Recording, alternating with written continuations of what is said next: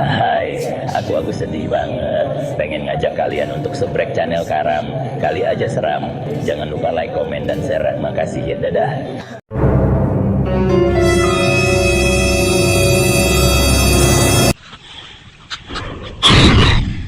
Kali aja seram.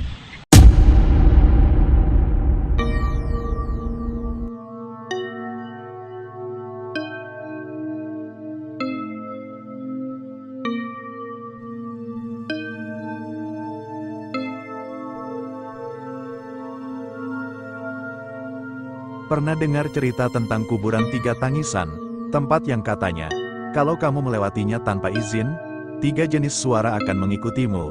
Tangisan anak kecil, ratapan wanita, dan erangan pria tua. Kebanyakan orang bilang itu cuma mitos. Tapi untuk Andri, cerita itu adalah mimpi buruk yang nyata. Dan kalau kamu pikir melewati kuburan itu saja sudah cukup menyeramkan, tunggu sampai kamu tahu apa yang terjadi setelahnya. Cerita ini dikirim oleh subscriber kita, Bang Andi dari Jawa Barat. Salam kenal ya Bang, ceritanya seru dan menegangkan, makanya dengerin sampai habis ye. Jangan lupa subrek, like, dan komen. Markilai, mari kita mulai.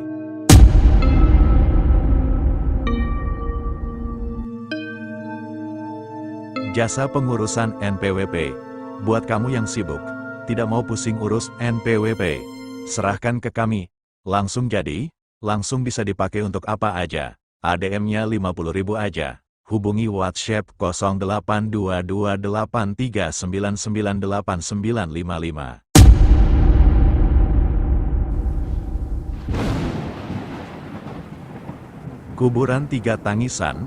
Ada sebuah desa di daerah Jawa Barat yang memiliki kuburan angker di ujung kampung, dikenal sebagai Kuburan Tiga Tangisan.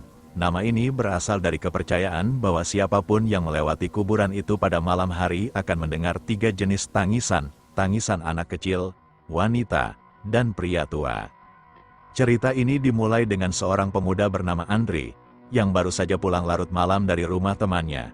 Karena terlalu malas memutar jalan, ia memutuskan melewati kuburan itu, meskipun banyak orang sudah memperingatkan tentang misterinya. Saat Andri memasuki area kuburan, suasana mendadak sunyi, angin yang tadinya tenang mulai berhembus kencang. Di tengah perjalanan, ia mendengar suara tangisan anak kecil. Andri mencoba mengabaikan, berpikir itu mungkin hanya halusinasinya. Namun, semakin ia melangkah, tangisan itu berubah menjadi tangisan seorang wanita yang memilukan, seperti seseorang yang sedang meratapi kehilangannya. Andri mulai merasa bulu kuduknya meremang, tapi ia tetap berjalan cepat tanpa menoleh. Ketika ia hampir sampai di ujung jalan, suara tangisan berubah menjadi suara pria tua, berat dan penuh kemarahan. Kali ini Andri tak tahan, ia pun menoleh ke belakang dan tidak ada apa-apa. Tapi saat ia memutar kembali ke arah depan, ia melihat hitam berdiri tepat di depannya. Sosok itu perlahan mendekat, dan ketika wajahnya terlihat, ternyata itu adalah satpam kampung. "Ngapain lu, Andri, malam-malam lewat sini? Berani banget." Andri yang sudah lemas langsung pingsan di tempat. Ternyata tangisan yang ia dengar adalah suara angin dan ranting pohon bergesekan. Tapi sampai sekarang, Andri bersumpah ada sesuatu yang membisikkan, "Belum waktumu." Saat ia hampir keluar dari kuburan itu. Apa menurutmu Andri memang hanya parno atau ada sesuatu yang sengaja mempermainkannya? Setelah kejadian itu, Andri memutuskan untuk tidak pernah lagi melewati kuburan Tiga Tangisan. Namun, ceritanya tidak berakhir di sana. Malam berikutnya, ketika sedang tidur di kamarnya, ia terbangun karena mendengar suara yang familiar, tangisan anak kecil. Awalnya ia berpikir itu hanya mimpi, tetapi suara itu semakin nyata. Lalu tangisan itu berubah menjadi tangisan wanita, disusul suara pria tua yang berat. Andri langsung panik dan menyalakan lampu. Tapi anehnya, suara itu tidak hilang. Ia memberanikan diri membuka jendela, berharap itu hanya suara orang lewat di jalan. Namun, di luar jendela, ia melihat sesuatu yang membuatnya hampir kehilangan akal. Tiga sosok bayangan berdiri di depan rumahnya. Sosok pertama adalah anak kecil yang tampak memeluk boneka, tapi matanya tidak terlihat, hanya lubang hitam kosong. Sosok kedua adalah seorang wanita berpakaian putih, wajahnya basah penuh air mata, tetapi bibirnya tersenyum aneh. Sosok ketiga adalah pria tua yang memegang tongkat. namun tubuhnya melayang tanpa menyentuh tanah. Andri gemetar dan mundur perlahan, tapi ketika sosok itu tiba-tiba berpindah, dan kini berdiri di dalam kamarnya. "Kenapa kamu melewati rumah kami tanpa izin?" Suara pria tua itu menggema. Andri mencoba menjawab, tapi suaranya hilang tertelan rasa takut. Anak kecil itu lalu berkata, "Kami hanya ingin bermain sebentar, kamu tidak keberatan, kan?" Wanita itu kemudian mendekat, membisikkan sesuatu di telinganya. "Malam ini kami hanya mampir, tapi kami akan kembali lagi besok, dan besoknya lagi." Pagi harinya, Andri ditemukan pingsan di lantai kamarnya oleh keluarganya. Ia mencoba menceritakan apa yang ia alami, tapi tak ada yang percaya. Hingga kini, setiap malam, Andri mengunci semua pintu dan jendela rapat-rapat, tapi ia tahu, suatu saat mereka akan datang lagi, dan saat itu terjadi, ia tak yakin apakah ia masih bisa lari. Entah mitos atau fakta, satu hal yang pasti, jangan pernah melewati kuburan tiga tangisan tanpa memohon izin terlebih dahulu. Kalau enggak, mungkin mereka yang akan mengunjungi rumahmu. Malam berikutnya, Andri mencoba segala cara agar tidak diganggu lagi. Ia menaburkan garam di setiap sudut kamar, menggantung bawang putih di jendela, bahkan memutar ayat-ayat suci dari ponselnya sepanjang malam. Tapi entah kenapa, rasa takut itu tetap menghantui. Pukul 2 dini hari, Andri mendengar sesuatu dari dapur. Awalnya ia pikir itu hanya tikus. Tapi suara itu berubah menjadi langkah kaki yang berat. Pelan-pelan, suara itu mendekat ke kamarnya. Andri langsung mengambil senter dan sapu yang ada di dekat pintu. Saat langkah itu semakin dekat, Andri berdiri mematung, berusaha mengatur napas. Tiba-tiba pintu kamarnya diketuk perlahan. "Tok, tok, tok, Andri, main yuk." Suara anak kecil itu terdengar lirih dari balik pintu. Andri langsung menguatkan diri. "Pergi, aku gak takut sama kalian," teriaknya sambil membuka pintu lebar-lebar. Tapi yang ada di depan pintunya bukan anak kecil, bukan wanita menangis, dan bukan pria tua melayang, melainkan ibu kosnya. "Andri, kamu ngapain teriak-teriak tengah malam? Orang sekampung bangun."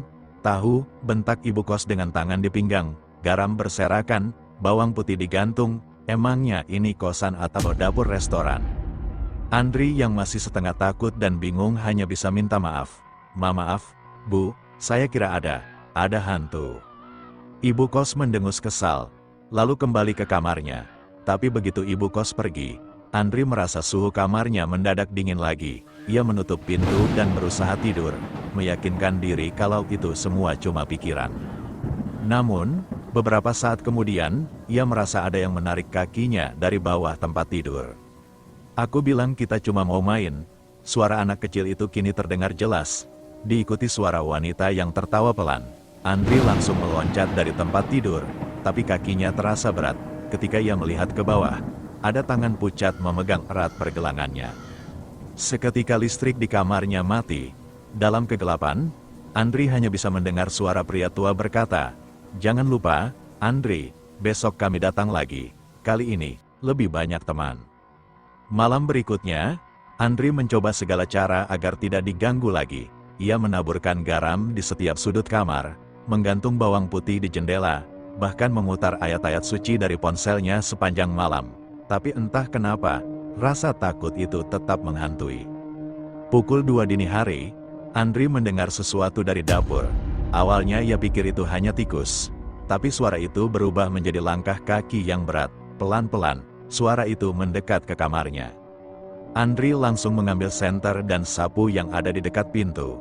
Saat langkah itu semakin dekat, Andri berdiri mematung, berusaha mengatur napas. Tiba-tiba pintu kamarnya diketuk perlahan. "Tok, tok, tok, Andri, main yuk." Suara anak kecil itu terdengar lirih dari balik pintu. Andri langsung menguatkan diri. "Pergi, aku gak takut sama kalian," teriaknya sambil membuka pintu lebar-lebar. Tapi yang ada di depan pintunya bukan anak kecil, bukan wanita menangis, dan bukan pria tua melayang, melainkan ibu kosnya. "Andri, kamu ngapain teriak-teriak tengah malam? Orang sekampung bangun." "Tahu," bentak ibu kos dengan tangan di pinggang. "Garam berserakan, bawang putih digantung, emangnya ini kosan atau dapur restoran?" Andri yang masih setengah takut dan bingung hanya bisa minta maaf. Maaf, Bu, saya kira ada hantu. Ibu kos mendengus kesal, lalu kembali ke kamarnya. Tapi begitu ibu kos pergi, Andri merasa suhu kamarnya mendadak dingin lagi. Ia menutup pintu dan berusaha tidur, meyakinkan diri kalau itu semua cuma pikiran. Beberapa saat kemudian, ia merasa ada yang menarik kakinya dari bawah tempat tidur. Aku bilang kita cuma mau main. Suara anak kecil itu kini terdengar jelas, diikuti suara wanita yang tertawa pelan. Andri langsung meloncat dari tempat tidur, tapi kakinya terasa berat. Ketika ia melihat ke bawah, ada tangan pucat memegang erat pergelangannya. Seketika listrik di kamarnya mati. Dalam kegelapan, Andri hanya bisa mendengar suara pria tua berkata, "Jangan lupa, Andri, besok kami datang lagi. Kali ini, lebih banyak teman." Andri mulai merasa hidupnya seperti mimpi buruk tanpa akhir. Hari-harinya dihantui ketakutan, sementara malam-malamnya penuh teror yang semakin nyata.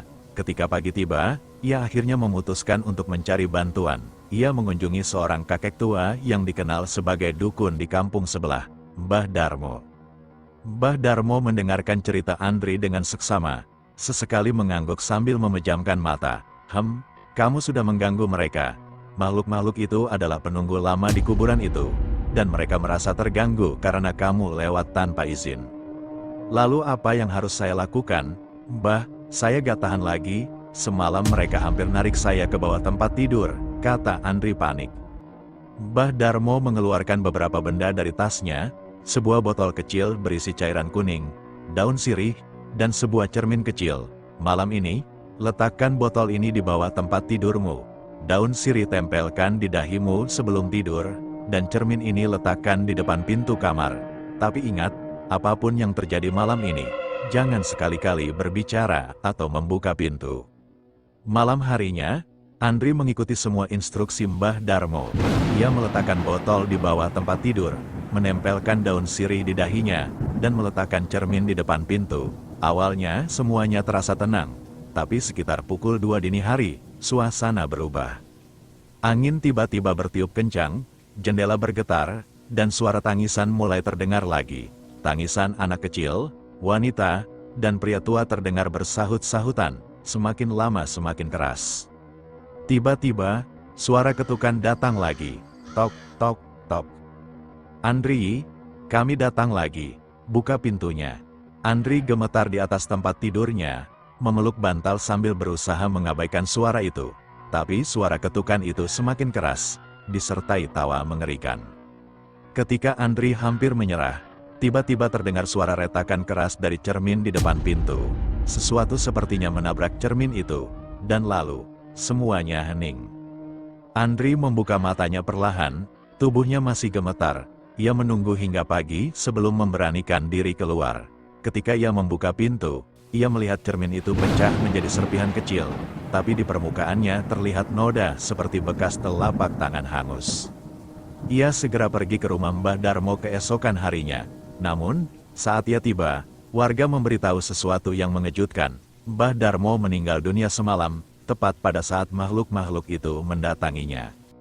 Dia mengorbankan dirinya untuk menyelamatkanmu, kata salah satu warga. Andri tidak pernah lagi diganggu sejak malam itu. Tapi ia tahu, ia berutang sesuatu yang besar pada Mbah Darmo, dan juga sesuatu yang belum selesai. Sebab, di mimpi terakhirnya, ia mendengar suara pria tua itu berkata, "Kami akan kembali, kalau kau lupa untuk mengucapkan terima kasih."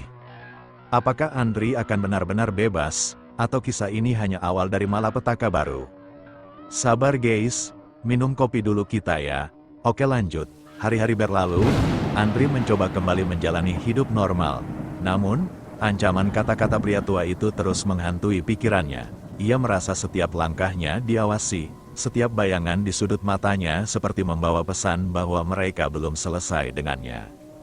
Suatu malam, saat Andri sedang duduk di kamarnya, lampu mendadak padam. Dalam kegelapan, ia mendengar bisikan di telinganya. "Sudahkah kau berterima kasih, Andri? Waktu kami hampir habis." Andri langsung terlonjak dari kursinya. Ia mencoba menenangkan diri dan menyalakan ponsel sebagai penerangan. Ketika ia melihat ke cermin di kamarnya, ada tulisan dengan noda hitam yang sebelumnya tidak ada. Pergi ke tempat kami. Andri tahu maksud tulisan itu. Ia harus kembali ke kuburan Tiga Tangisan. Dengan tekad dan rasa takut yang bercampur, ia menunggu hingga pagi dan meminta bantuan seorang temannya, Rudy, untuk menemaninya. Lu serius mau balik ke sana? Setelah semua yang lu ceritain, tanya Rudy dengan nada setengah tidak percaya. Kalau gue gak ke sana, mereka bakal terus ngejar gue, jawab Andri. Mereka berdua tiba di kuburan itu menjelang sore. Suasana terasa jauh lebih menyeramkan dari yang Andri ingat. Angin berhembus kencang, dan daun-daun kering berterbangan di sekitar mereka. Andri membawa bunga dan menyalakan dupa sebagai tanda permintaan maaf. Namun, saat ia mulai berdoa, suasana berubah drastis. Langit mendung, dan suara langkah kaki terdengar di belakang mereka.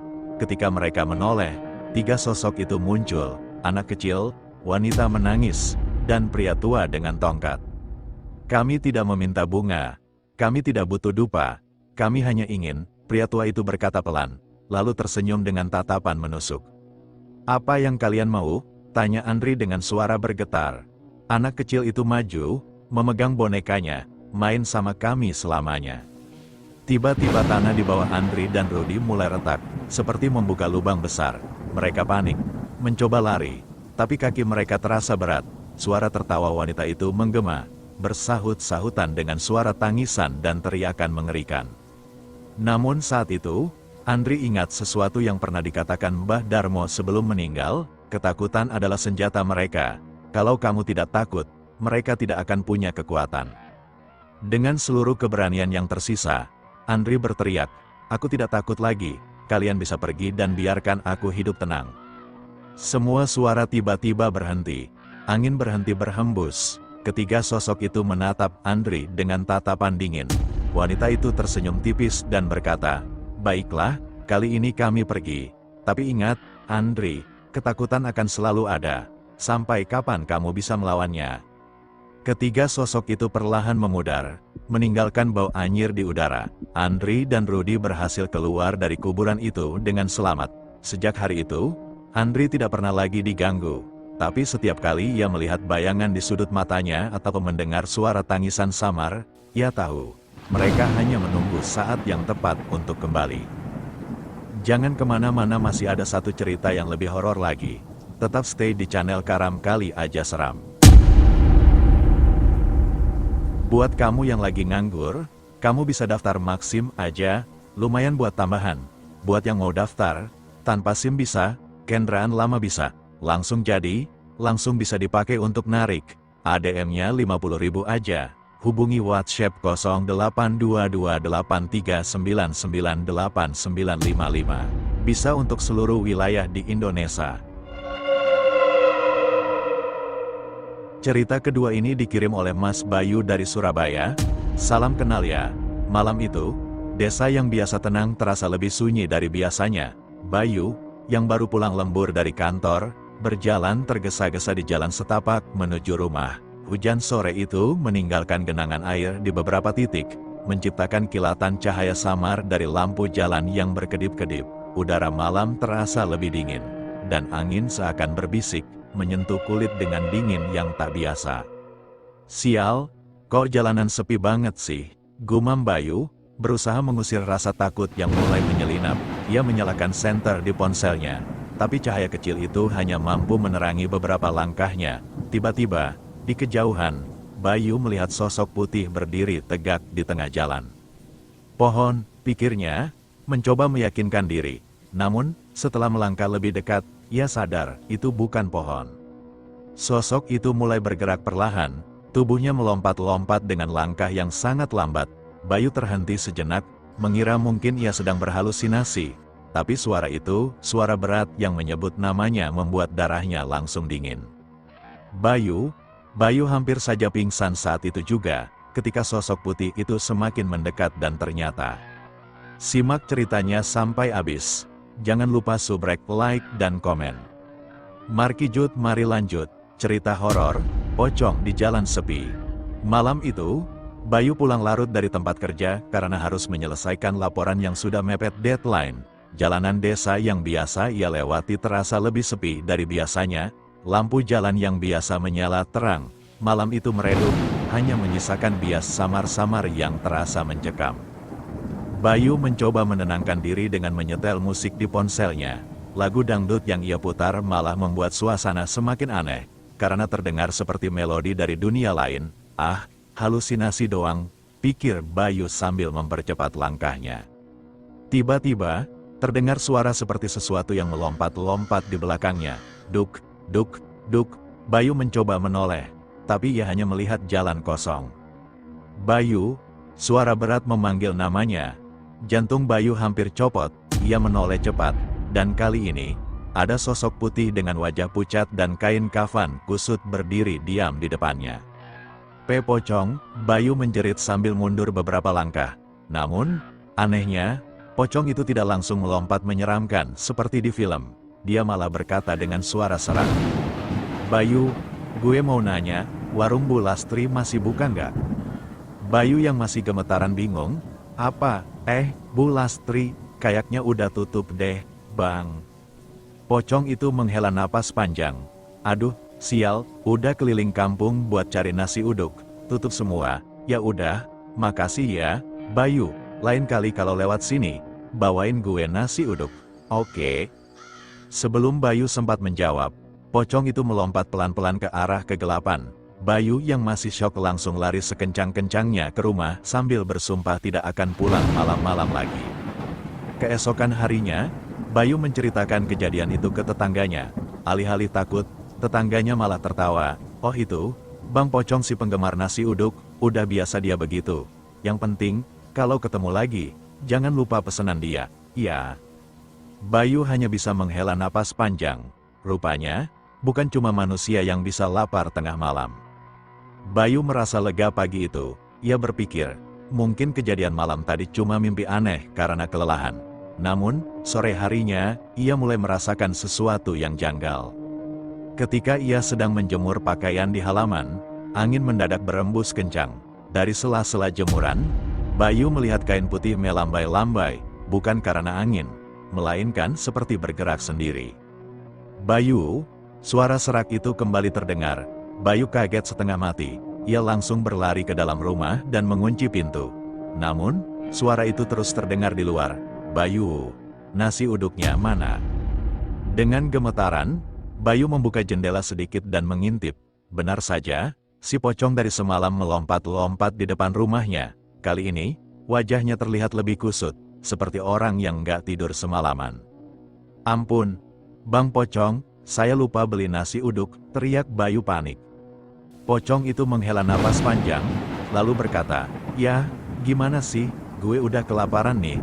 Bayu, kalau nggak ada nasi uduk, nasi goreng juga nggak apa-apa, gue kasih lo waktu sejam. Bayu langsung mengambil dompet dan melesat ke warung makan terdekat. Ia bahkan lupa pakai sandal saking paniknya. Namun, di warung nasi uduk, ia mendapati hal aneh. Semua pedagang menatapnya dengan ekspresi seram. Bayu, hati-hati sama pesanan itu, kata Bu Lastri pelan sambil menyerahkan bungkusan nasi uduk. Kenapa, Bu? Tanya Bayu. Udah, pokoknya jangan lupa bilang, selamat makan, Bang Pocong, kalau enggak, bisa bahaya, jawab Bu Lastri sambil menatap kosong. Bayu menelan ludah. Apa maksudnya, Bu? Namun, sebelum Bu Lastri menjawab, lampu warung tiba-tiba mati. Hawa dingin menyelimuti tempat itu, membuat Bayu langsung kabur dengan nasi uduk di tangan. Sesampainya di rumah, Bayu membuka pintu perlahan. Si pocong sudah menunggu di ruang tamu, duduk santai di kursi, entah bagaimana caranya bisa duduk dengan kain kafan begitu. Mana nasi uduknya? Tanyanya. Bayu menyerahkan bungkusan itu sambil gemetaran, lalu ia teringat pesan Bu Lastri. Dengan suara lirih, ia berkata, selamat makan, Bang Pocong. Pocong itu tersenyum, dan anehnya, wajahnya jadi lebih cerah. Makasih, Bayu, lo anak baik, kalau ada yang gangguin lo, bilang aja nama gue. Setelah makan, pocong itu melompat keluar rumah, meninggalkan Bayu yang hampir pingsan karena kelelahan mental. Keesokan harinya, Bayu jadi terkenal di kampung sebagai temannya Bang Pocong. Setiap kali melewati kuburan atau jalan sepi, ia tidak pernah diganggu lagi.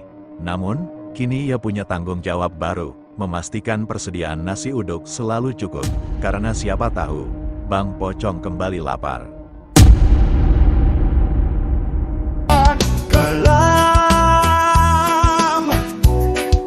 kali ada serem,